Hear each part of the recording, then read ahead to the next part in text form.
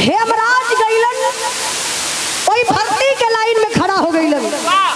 खुली भर्ती का मतलब आप लोग समझत हुआ ना, डायरेक्ट जौन भर्ती होले। अब गईले हेमराज फौजी जवान बन गईलन।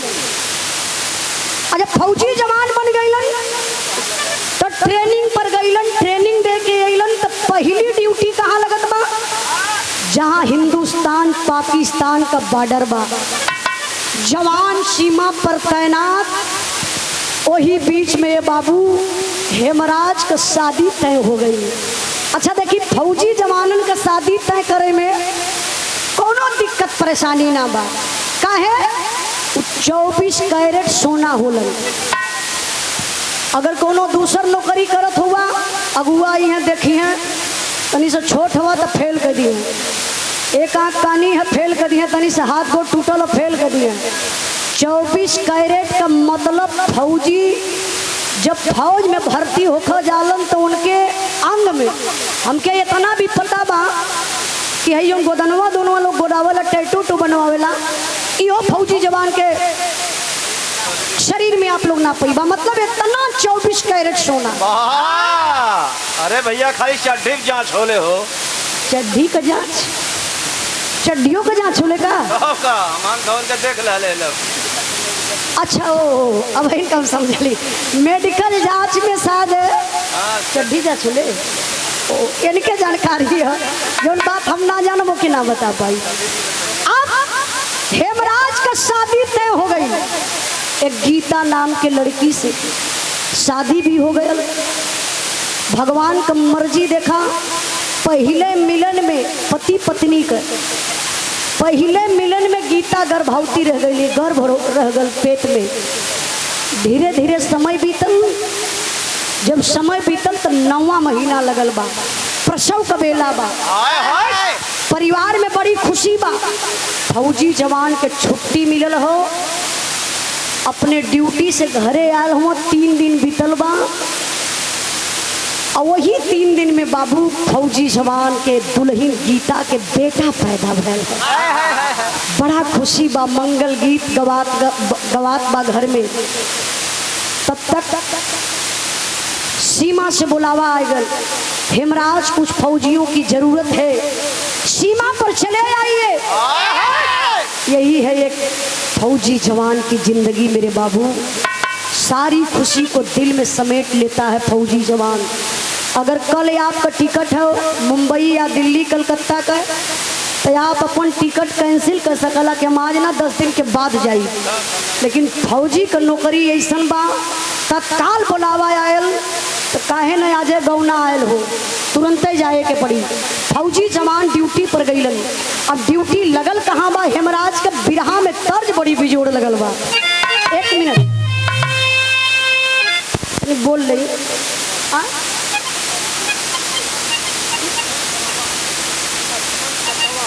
अच्छा, लक्ष्मण पतवा आपके तरफ से पुरस्कार, बहुत बहुत प्रणाम। हमारे बिरहा में तर्ज बड़ा बिजोड़ लगल बा। ए तर्ज के स्वर्गीय रामदेव गुरु अपने जमाने में बड़ा लहाई के गावत रहलन।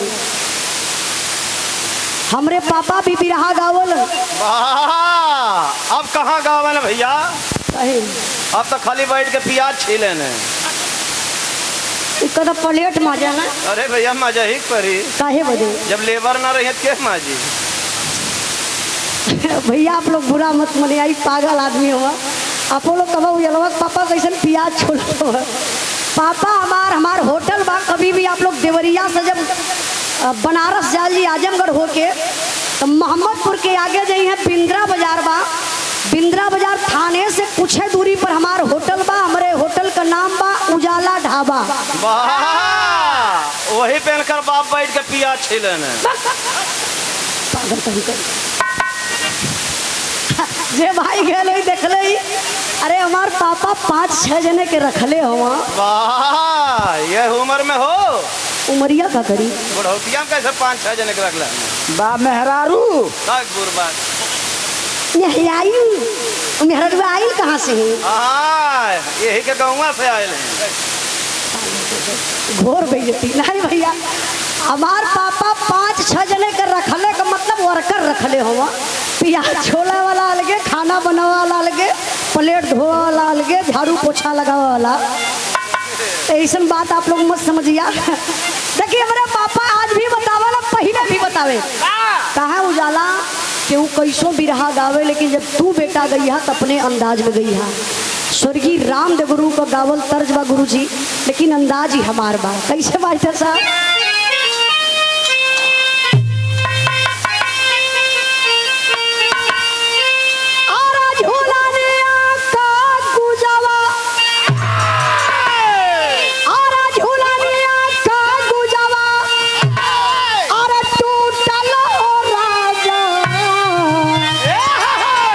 जमनिया से गड़िया छूटल हो राजा,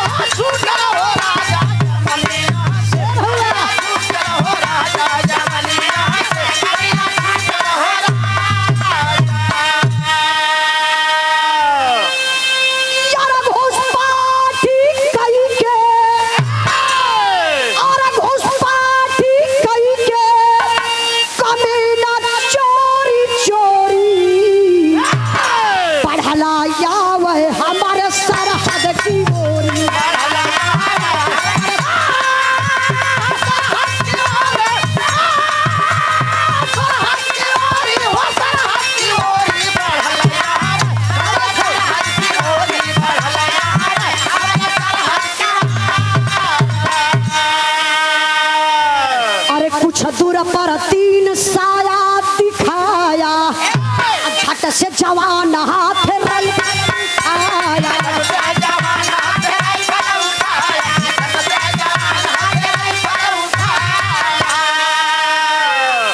यारा दुश्मन हटा पीछे, यारा दुश्मन हटा पीछे,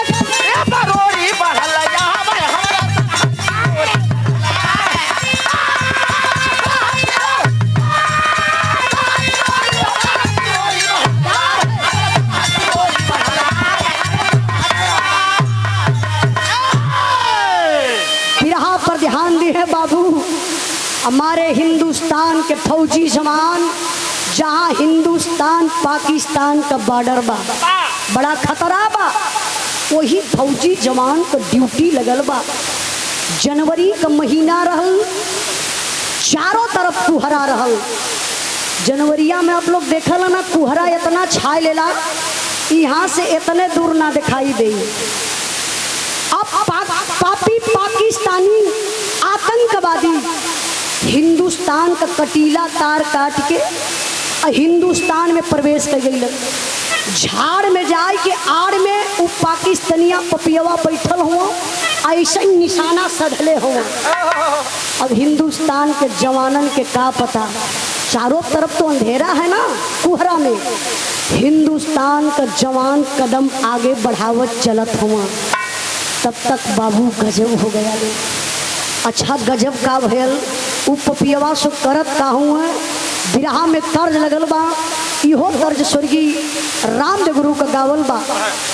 मास्टर साहब तनी बजा के आवा।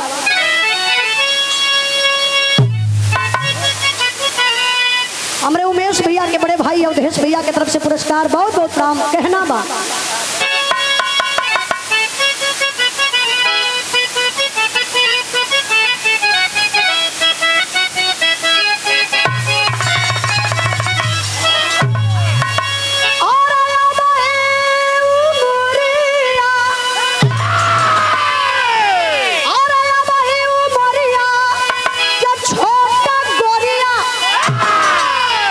छोटा गोरिया हो काहे रंगल बाड़ी लाल।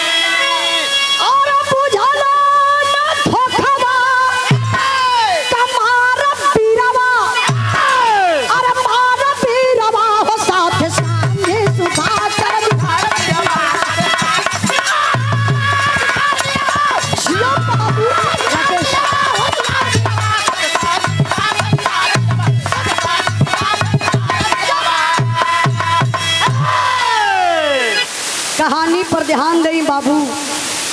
हिंदुस्तान का फौजी जवान कदम तय आगे बढ़ावत हुए, उनके का पता बा, लेकिन ये पपियवा आतंकवादिया वही झाड़ में छुप करके निशाना साध करके बैठे हैं बाबू।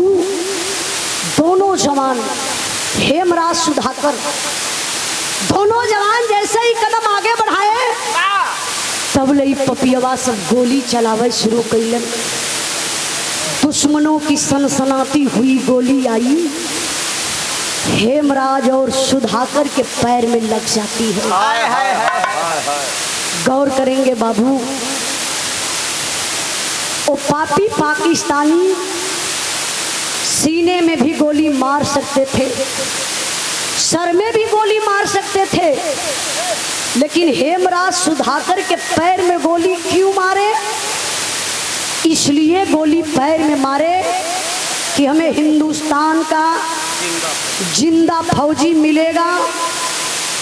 ठीक है भैया, उनका नाम बोलो। राकेश का नाम हो याद भैया, उनका नाम बोले के पैसा दिले। हाँ नाम बताओ ना भाई, चाचा नाम बतावा।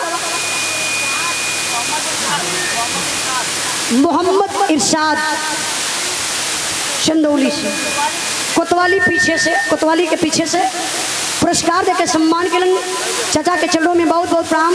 चाचा बैठ जाइए अब। हाँ हाँ बैठ जाइए, पुरस्कार देवो उतना। अरे चाचा ठीक है, उनके बिरहा जमल है साहब का के हो ढकेले को जाए वाला हुआ। अरे वीरस के भाव पर पुरस्कार दिला है, कोनो बात ना। चाचा बैठ जाए, बैठ जाए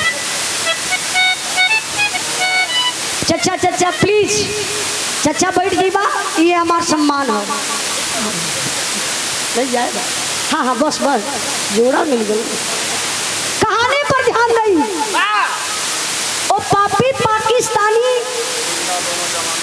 इसलिए पैर में गोली मारे, हिंदुस्तान का जिंदा फौजी मिलेगा, हम लोग हिंदुस्तान का राज पूछेंगे और हिंदुस्तान के ऊपर हमला बोलेंगे। घायल अवस्था में बाबू पपियवा हो दोनों जवानन के लेके सीमा पार करके पाकिस्तान में चल गई लग। इतना ही नहीं मेरे बाबू, आमने सामने दो खंभा था, एक खंभा राइट है एक लेफ्ट है। ओ आतंकवादी पापी पाकिस्तानी एक खंभे में हेमराज को गतर करके बांध देते हैं और दूसरे खंभे में सुधाकर को गतर करके बांध देते हैं। बांधने के बाद देखिए क्या उन पापियों के अंदर दिल नहीं है, दर्द नहीं है, दया नाम की कोई चीज नहीं है। एक पापी पाकिस्तानी काला ड्रेस में है, बड़ी बड़ी उसकी दाढ़ी है, लंबे लंबे बाल है, खून खाल लाल लाल आंखें हैं, चमचमाती हुई तलवार लेकर आया और हेमराज के सामने खड़ा हो गया। सवाल कर दिया,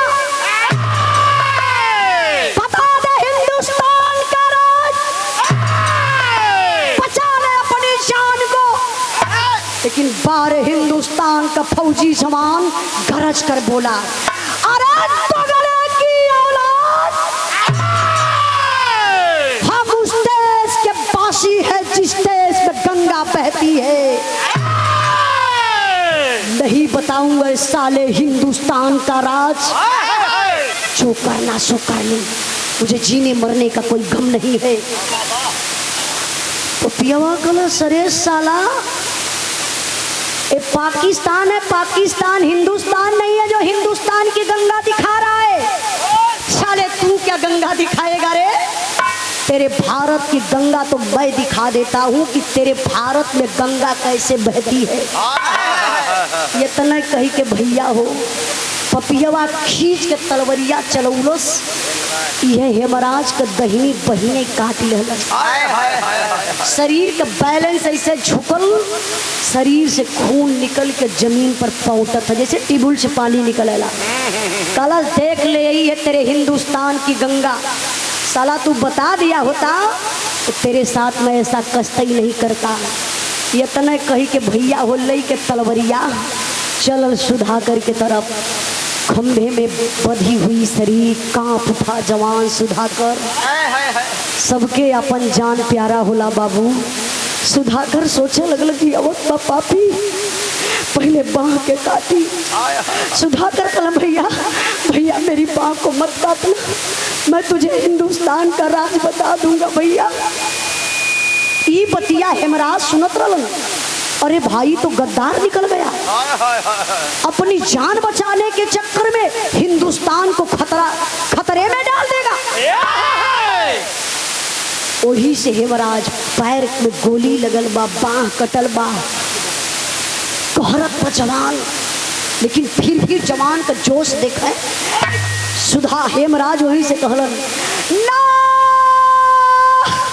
ना रे भैया ना सुधाकर, तुझे झंडे तिरंगे की कसम, तुझे तेरी वर्दी की कसम, तुझे धरती माँ की कसम, एक भी हिंदुस्तान का राज मत बताना रे पगला।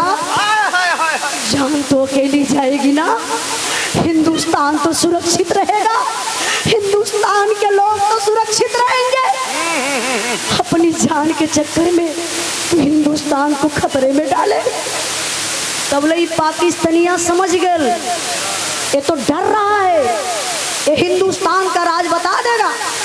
दौड़ के गए पाकिस्तानिया, सुधाकर के मुहवा तर अपन कनवा लगौलस, कल बता दे जल्दी हिंदुस्तान का राज। लेकिन हिंदुस्तान का जवान है, क्या कर सकता है, खंभे में बधी हुई शरीर, लेकिन खुनवा उबाली गया। खेखार का पपियवा के मुहवा पर कला ले, यही है मेरे हिंदुस्तान का राज, जो करना सो कर ले, अब मुझे जीने मरने का कोई गम नहीं है। पाकिस्तानिया कला सरे साला, उससे पूछा हिंदुस्तान की गंगा दिखाया। साला तुमसे पूछ रहा हूँ, मेरे मुंह पर थूक दिया रे। ले मेरे हाथ से गिफ्ट ले ले। संकल्प पपियवा गुस्सा में लाल, खींच के तलवार मरला सुधाकर का गर्दनिए खचात से निकल गई। वही नशा में आयल हेमराज का भी गर्दन काट लेला। जैसे फुटबॉल होला ऐसे मरलस पैर से गर्दनवा इतना दूर पर गया। ऐ शरीरिया खंभा में बधली बा, उहे तलवरिया ये बाबू यही पेटवा में डाल के ऐसे खड़े खड़े पेटवा चीर दहलस। दोनों जवानन के, हेमराज का भी सुधाकर का भी। अब पेट के जो सारा सिस्टम हो एके निकाल के बहरे फेंक दलस, पेटवा के खुखा बना दलस। एक भयंकर बम हेमराज के पेट में, एक दूसरा भयंकर बम सुधाकर के पेट में। रख के पपियवा सिलाई का धलस, वर्दी पहनाई के रातों रात लसिया लियाई के हिंदुस्तान सीमा में कर गई। काहे वो बम काहे रख ले रहा पता हो कि हिंदुस्तान के जवान जब उस लाश के पास जाएंगे, छेड़छाड़ करेंगे, विस्फोट हो जाएगा, आसपास जितने जवान रहेंगे सारे मारे जाएंगे। देखिए उन पापियों की सोच। और गर्दन जवान अपने पाकिस्तान में रख लेलन, तो कोई काल्पनिक कहानी नहीं है। जो भाई सोशल मीडिया से जुड़े हुए हैं, आप लोग इस घटना को देखे होंगे सोशल मीडिया के माध्यम से, आज भी सर्च करके देख सकते हैं। आप वर्दी पहना के यहाँ से धड़ लिया के पपियवा से हिंदुस्तान में कैले हुआ। सीमा पे खलबली मचल बा, 2 जवान सीमा से गायब, पता नहीं चल रहा। कई दिन बीत गया, कुछ जवानों की ड्यूटी लगती है, सर्च ऑपरेशन पर निकलते हैं बाबू। जब झाड़ी की तरफ जवान जाते हैं तो दोनों जवानों का पैर देखते हैं। जवान समझ गए कि अरे यार ये 2 जवान यहाँ लेटे हुए गए। थोड़ा से करीब में गए, तब तक तो फौजी जवानों का कदम पीछे हट गया। क्यों? गर्दन का पता नहीं है, पेट काफी ऊंचाई ले सुजा हुआ है, बाह कटी हुई है। फौजी जवान सब समझ गए कि वाह खतरे से खाली नहीं हम लोग, दाल में कुछ काला है। अच्छा वो जवान उस लाश के पास जाते, थोड़ा सा भी टच करते तो विस्फोट हो जाता और वो जवान मारे जाते। लेकिन चेकअप करने वाली मशीन आई तो पता चला बाबू दोनों जवानन के पेट में भयंकर बम बा। वो बम के भैया हो सुरक्षित निकालल गए। लाश के ले के फौजी जवान सब कैंप में गईलन, गमी मनावत हुआ। वहर का बात छोड़ल जाए तनी से आप लोग दिमकवा ले के यहाँ आवल जा मथुरा में हेमराज का दुल्हन स्नान करके श्रृंगार करे बैठल ही तो बोले वो दुनिया का मालिक के असगुन दिखा दलन। अच्छा असगुन का दिखावत हुआ हमारे बिरहा के वीर रस में करुण रस का भाव आए गल। कैसे मास्टर साहब?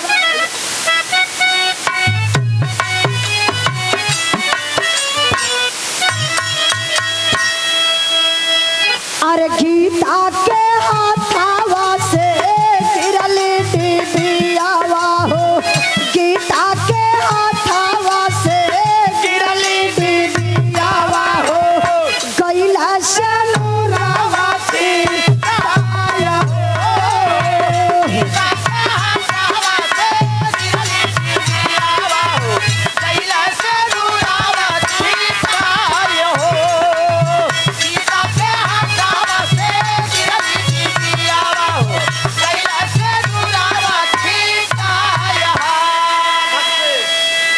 अरे धक से करे जा कैला कपल शरीरिया हो, बाहर चला मोबाइल आए सीमा से कबारिया हो, कापत के हेलो हेलो बोल दुल्हनिया हो, कापत के हेलो हेलो बोल दुल्हनिया हो, तनिको या वनिया नाची आया हो,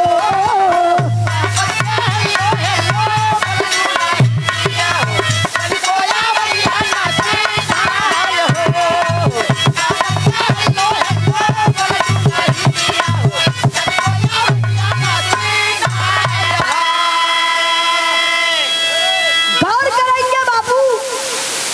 दुल्हनिया बेचारी हो श्रृंगार करे बैठल बा, हाथ में सिंदूर का डिबिया लेके यही मंगिया में लगावत बा।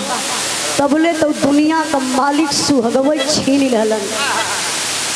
शरीर कांपल, हाथ से सिंदूर का डिबिया छूटल, सारा सिंदूर जमीन पर बिखर गल।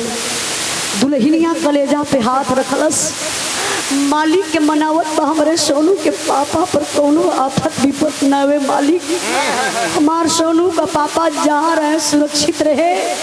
तबले बाबू हो सीमा से फोन आ ही गया, नया नंबर बा।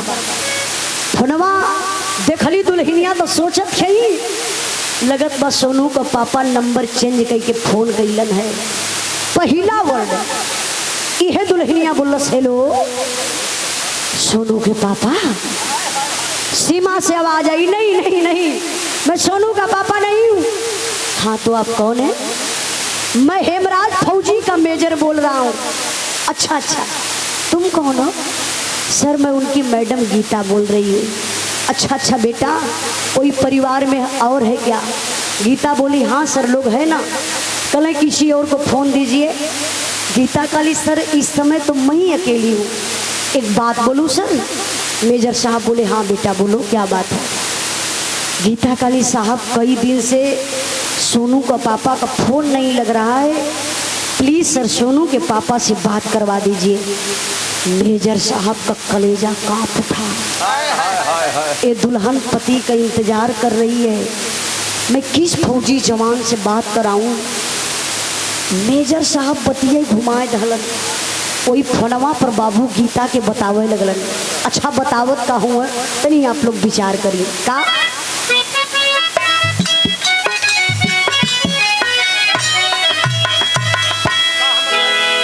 हम बताई बेटी का हम सुनाई हो, का हम सुनाई हो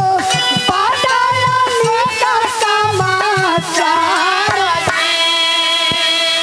बजर करे जा कई के सुनला खबरिया रे सुनला खबरिया हो लुट गए दुनिया तो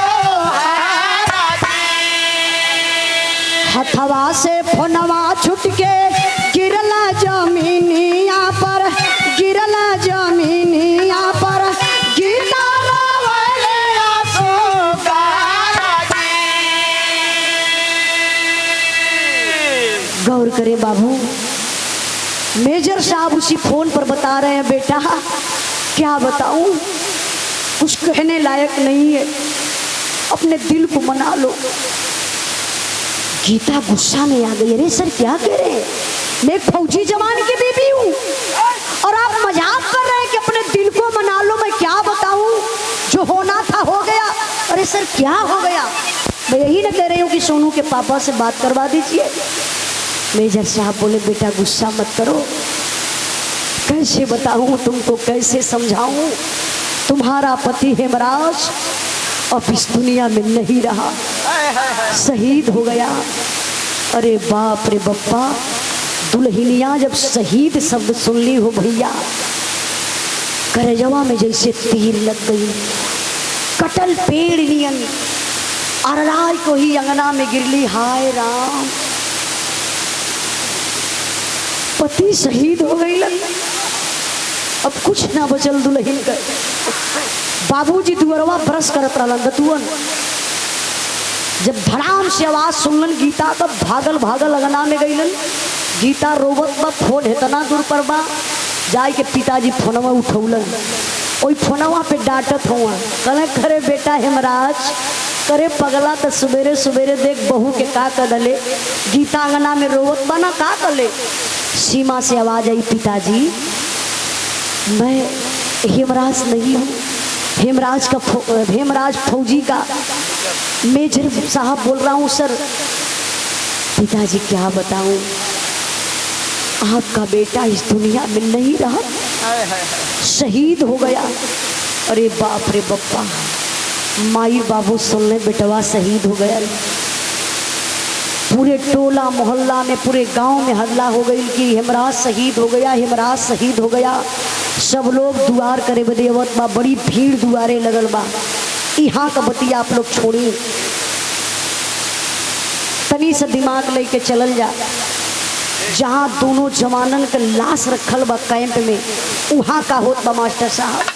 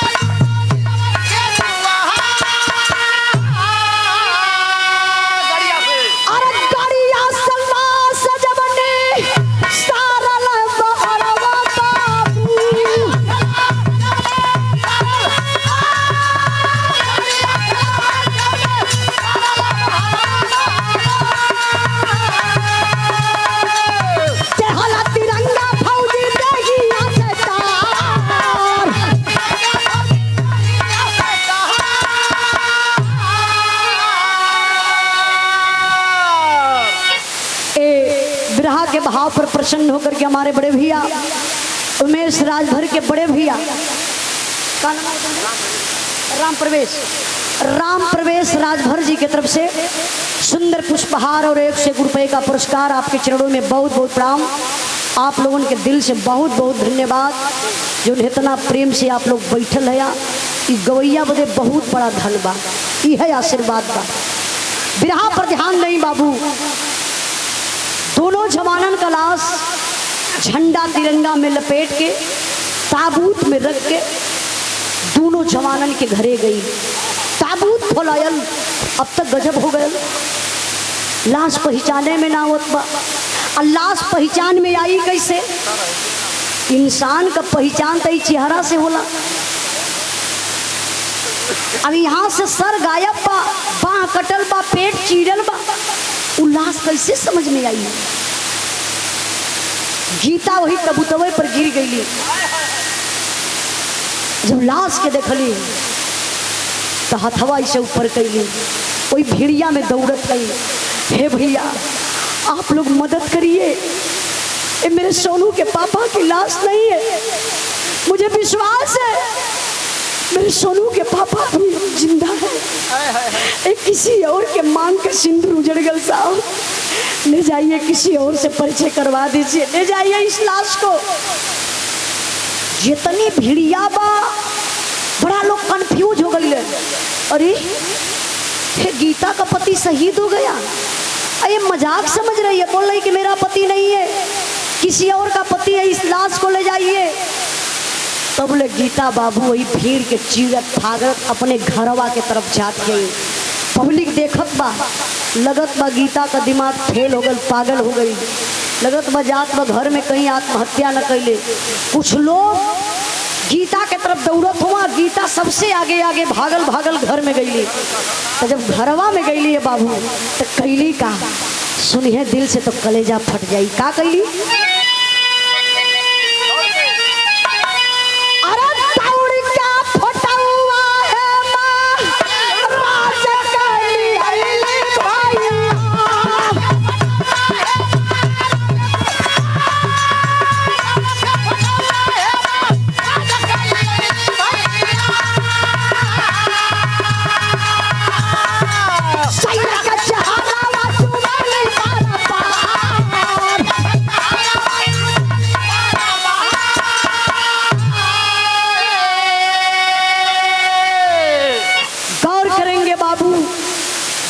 दौड़ल दौड़ल घर में गईली, दरवाजा खोलली, अपने बेडरूम में गईली। वही बेडरूमवा में अपने फौजी सैया का फोटो इतना बड़ा मेढ़ाई के वही देवलिया में टंगले रहली। उहे फोटोआ उठौली और सिनेमा से लगौली, अल्लाह के भागल भागल अवत गई। जितनी पब्लिक बा सबके सामने जैसे भिक्षा मांगे कोई अचारा में, वैसे फोटोआ दिखावत ही। देखी ना भैया, देखी ना भैया, ये सोनू का पापा आवे, आप लोग बोले ना भैया ये सोनू का पापा आवे। जितने प्रशासन के लोग थे, सेना के अधिकारी थे, सबके पास बेचारी वही फोटो लेकर के जाती है, मेरे सोनू के पापा ये हैं, आप लोग इनको खोजिए। बुढ़वा बाप भगवान सिंह यादव बेटवा का लाश लेके बैठल हुआ, अपने बहू के चेहरा पर ताकत हो। देखा नदान बहू अपने पति के पहचानत ना बा, लाश से पे उठ जाई। यही जमाना का लोग बड़ा मजा ले, पति शहीद हो गल, गीता पहचानलस ना। जमाना के लोग लाश ढोवत हो। पिताजी बुढ़वा बाप गीता के इशारा करके बोलौना, कहला बेटा इधर आओ। गीता आईली, कहला बेटा तुम नहीं पहचान रही हो ना, ये अपना बेटा है, हेमराज है, ये तुम्हारा पति है। गीता कहली बाबूजी क्या मजाक कर रहे हैं, ये सोनू का पापा नहीं है, सोनू के पापा रहते तो घर घर क्या होता, इनकी बात क्या होती, पेट को कौन चिरता। पिताजी कहना बेटा सुन सुन, यह बाबू पैरवा का न कफनवा बाबूजी हटौलन। बचपन का एक चोट लगल रहा हेमराज के, यही पैर में ही जा। जब यह पैर का चोट बाबू देखौले हो, दुल्हनिया अपने पति के पहचान गईली, वही चिथड़ा लाश पर गिर के बेहोश हो गई। डॉक्टर के लोग बुलावत हो, गीता का इलाज होत बा। अब बेला आ गई अंतिम संस्कार करीला का, जो दुनिया का रीत रिवाज हो। बुढ़वा बाप, तमाम जनता जुटल बा, बड़ी भीड़ बा, लसिया उठावत हो बाप, उठती ना बा, लसिया का वजन बढ़त बा। दूसर के उठावे तो उठा ले, लेकिन जब बुढ़वा बाप उठावा तो ऐसे उठावा और लसिया गिर जा। 3 बार कोशिश कैले, जानत या काहे भार बढ़त लाश के, काहे वजन बढ़त। एक बाप, बुढ़वा बाप बड़ा दिल के मनौले होवे, रोई दई, कुछ कह दई, कही है दुनिया का लोग, जमाना का लोग बड़ा ताना मारी, लोग कही बेटा शहीद हो गयल, एक बाप कायर रहा ए लिए। दुनिया का लोग लाश ढोवत हो, बुढ़वा बाप अपने दिल के मनावत हो, फिर लाश उठौल। जब ना लाश उठल कैसे कंधा पर बाबू गमछा रहल, बुढ़वा बाप ही है गमछवा उतारलन। अब मुहवा तोपत हो, शरीरिया इसे कांपत हो, मुहे से आवाज तबले भैया निकली गई। ऐसे तोपत तोपत पहले करे बेटा है महाराज, करे लाल बुढ़ाई में कमर तोड़ दले रे हीरा, बिना राम के कैसे मन मनाइब रे बेटा। अरे लाल बिना राम के कैसे मन मनाइब रे बेटा, आज बोझ बुढ़ौती में कैसे तोर उठाइब रे बेटा। लाल बुढ़ाई में कमर तोड़ दले रे हीरा। धड़ाम से पिताजी गिरले वही लसीरे पर बेहोश हो गए। विचार करिएगा, दुनिया में लोग कहिला बाबू बहन बिटिया घर में सयान हो जाली, सर की बोझ बन जाती है, लेकिन नहीं मेरे बाबू, दुनिया में अगर सबसे बड़ा कोई भार है ना, कोई बोझ है ना, एक पुरनिया बाप के कंधे पर जवान बेटवा का जनाजा। नियम तई बनल बा, दुनिया का रीत रिवाज तई बा, बाप के कंधा बेटा दे तो बाप के स्वर्ग हो जाई। वो बाप के जियते जी नरक न हो गल हो, जवन बाप बुढ़ाई में जवान बेटवा के कंधा दे। बाप बेहोश भइले, कोई अंतिम संस्कार करने के लिए नहीं रह गया। आप लोग जैसन सम्मानित व्यक्ति, गांव के प्रधान, प्रशासन के लोग, सेना के अधिकारी लाश को ले जाकर के अंतिम संस्कार तो कर देते हैं, लेकिन दुआर करे बदे तेरे ही बीतल बा। सेना के बड़े अधिकारी है चचा, हेलो, ये तो चचा बिरहवा बिगाड़त हुआ। काहे चचा 2 मिनट बैठा का घबरा लो, लठिया वाला। हाँ, हम आपो के देखत है, भले आप हम ना देखत होगा। चाचा हुआ कुछ कहे के न पड़े, अब हमान कुछ कहीं अपने मुँह से तच्छो ना लगला। ध्यान दे बाबू, सेना के बड़े अधिकारी जनरल साहब आते हैं, शोक संदेश हृदय से लेकर, शोक संदेश हृदय से लेकर जनरल साहब आए हैं। दोनों परिवारों को आकर के दिल से धैर्य बधाए हैं। सच्चा सपूत जो देश का था वह वीर हिंद रखवाला था, एक ज्योति हमको दिखा गया वह भारत रहने वाला था। हम कसम याद की खाते हैं, बदला शीघ्र चुकाएंगे, इस देश के वीर सपूतों पर फौजी वर्दी लहराएंगे। जाना था जिसको वह चला गया, मन में ना उनका ख्याल करो, सहयोग।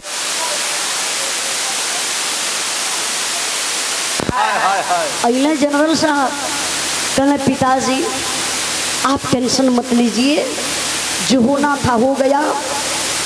मैं आपकी कसम खा करके कह रहा हूँ, जितने सारे गांव के बच्चे हैं सबको निःशुल्क भर्ती करवाऊंगा और सीमा पर भिजवाऊंगा। इतना ही नहीं पिताजी सुनिए, जो मेन रोड है ना, वहाँ एक हेमराज के नाम से गेट बनेगा, सरकारी सुविधा मिलेगी, चौराहे पर मूर्ति लगवाई जाएगी, शहीदी रास मिलेगी। आज बुढ़वा बाप का कलेजा फटत हो, बुढ़ाई का सहारा टूट गए, इकलौता बेटा रहा शहीद हो गए, शरीर कांपत बा, मुँह से आवाज ना निकलत बा, जेकरा पर पड़ला उहे जानी हो भैया। शहीद शब्द सब वही कह दिए, अरे भैया फलाने का लड़का शहीद हो गल हो, तनको दर्दियों ना आई, खाली कह दिए फलाने का लड़का शहीद हो गल। लेकिन शहीद का मतलब वह मतारी से पूछा जो ने माई का आंचल सोन हो गल, वो शहीद का मतलब बताई। वो बाप से शहीद का मतलब पूछा जो ने बाप का बुढ़ाई का सहारा टूट गया। वो भाई से शहीद का मतलब पूछा जो ने भाई का दहिनी बाह कट गई। वो बहन से शहीद का मतलब पूछा, जो उन्हें बहन के कलाई बांधे बदे, राखी बांधे बदे कलाई न रह गई। तो दुल्हन से पूछा, जो उन्हें बेचारी के मांग का सिंदूर उजड़ गए, उन शहीद का मतलब बताई। बाकी तो सरकारी सुविधा सब ही दे गई मुँहे से। बुढ़वा बाप का कलेजा कांपत, कले साहब का कर भर्ती लेके हई लाल लोग भर्ती हो जाई, सीमा पे जाई, गर्दनिया कटवा लई सरकार।